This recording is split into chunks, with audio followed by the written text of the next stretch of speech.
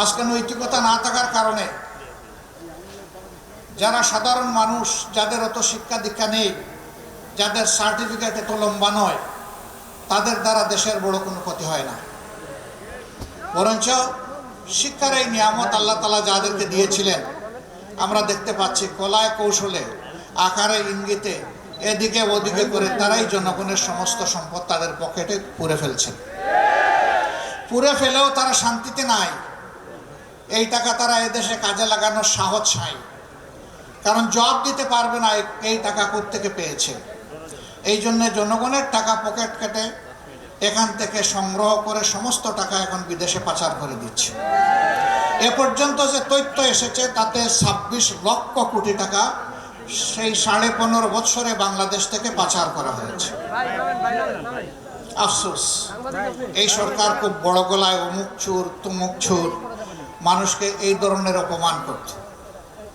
জাতীয় শীর্ষ নেতৃবৃন্দকে অপবাদ দিয়ে লাঞ্ছিত করেছে, কষ্ট দিয়েছে। সবচেয়ে বেশি আক্রোশ মিটিয়েছে উলামায়ে কেরামের উপর। অসহ্য যন্ত্রণা উলামায়ে কেরামকে কোনোভাবেই সহ্য করতে তারা পারেনি, যার কারণে আমরা দফায় দফায় দেখেছি যারা ইমানদার দেশপ্রেমিক মানুষ তাদেরকে সবচেয়ে বেশি অপমানিত করা হয়েছে।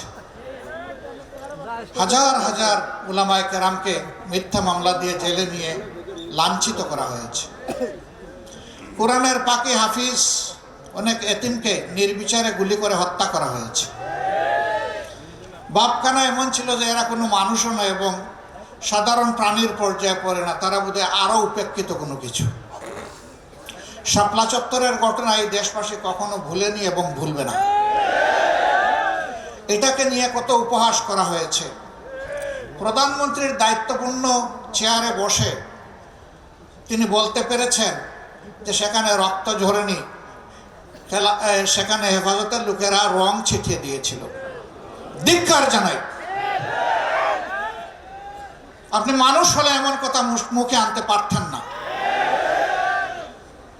আরেকজন পুষ্যমন্ত্রী তিনি বলেছেন এই ছাত্রদের আন্দোলনের যখন ক্লাইম্যাক্সের দিকে যাচ্ছিল যে সাবধান করে দিচ্ছি, বাড়াবাড়ি করবা না, যদি বাড়াবাড়ি করো তাহলে 5 মে যেটা হয়েছিল শাপলা চত্বরে রাত 12টার পরে সব কিছু সাফ করে দেওয়া হয়েছিল।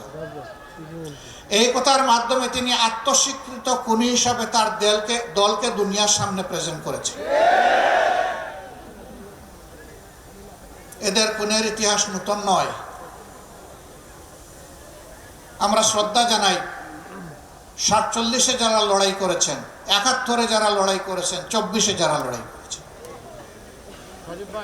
47-এর কারণে যে ভূখণ্ড তৈরি হয়েছিল আজকে তাই বাংলাদেশ। সেই ভূখণ্ড তৈরির জন্য যারা তাদের সমস্ত মেধা যোগ্যতা নিয়োজিত করেছিলেন তারা পরবর্তী পর্যায়ে বিভিন্ন দলে তারা বিভক্ত হয়েছিলেন, কিন্তু জাতিকে দেওয়া অঙ্গীকার তারা পূরণ করেননি। 23 বছরের বৈষম্যের বিস্ফোরণ ঘটেছিল 71 সালে। আবার 71 সালে জাতির অধিকার, ভোটের অধিকার স্বীকার না করার কারণে, ভোটকে মূল্যায়িত না করার কারণে অনিবার্য হয়েছিল মুক্তিযুদ্ধ। আবার মুক্তিযুদ্ধের মধ্য দিয়ে যে কমিটমেন্ট, অঙ্গীকার জাতিকে দেওয়া হয়েছিল তা করা হলো লঙ্ঘন। সোনার বাংলা বানাতে গিয়ে দেশকে বানানো হলো শ্মশান বাংলা। আমাদেরকে উপহাস করে বিদেশ থেকে বলা হলো বাংলাদেশ একটা তলাবিহীন জুড়ির দেশ। এই জুড়িতে যা রাখা হয় এটা পাতালে চলে যায়, পরে আর এটার কোনো খবর পাওয়া যায় না। এবং এর আত্মস্বীকৃত নেতা ছিলেন জনাব শেখ মুজিবুর রহমান সাহেব। তিনি তার সঙ্গীদের ব্যাপারে যে সার্টিফিকেট দিয়ে গিয়েছেন এর চাইতে বড় সার্টিফিকেট আর কেউ দিতে পারবে না। তিনি ডাইনের লোক, বামের লোক, সামনের লোক, পিছনের লোক, চতুর্দিকের লোকের ব্যাপারে একটা সার্টিফিকেট দিয়েছিলেন। আপনারা জানেন তো কি সার্টিফিকেট? আমি বলতে গেলাম না। আপনারাই যেহেতু সচেতন, বুদ্ধা, শ্রোতা, আপনারাই বললেন।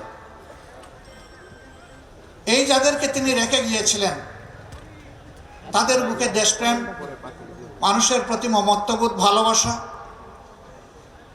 জনগণ আর দেখতে পেল না। তারা অনেক বড় বড় বলিয়া উড়াইয়া বিশেষ একটা বোঝাপড়ার মধ্য দিয়ে 2009 সালের 10 জানুয়ারি ক্ষমতায় এসেছিলেন, অথবা 7 জানুয়ারি হবে, আমি একটু কনফিউজড আছি এখানে।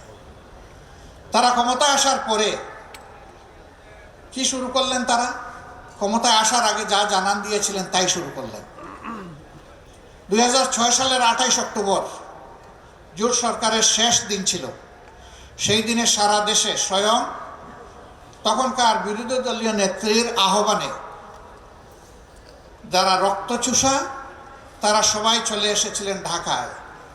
লগি বইটার তাণ্ডবে মানুষ খুন করে তারা জানান দিয়েছিলেন, আমরা যদি ক্ষমতায় যাই তাইলে আমরা এই কর্মসূচিটাই বাস্তবায়ন করব। তাই করেছেন। ক্ষমতায় বসার মাত্র 2 মাস পূরণ হয়নি, 25 এবং 26শে ফেব্রুয়ারি পিলখানায় তৎকালীন বিডিআরের সদর দপ্তরে 57 জন চৌকস দেশপ্রেমিক সেনা অফিসারকে হত্যা করার মধ্য দিয়ে তাদের যাত্রা শুরু হয়েছে।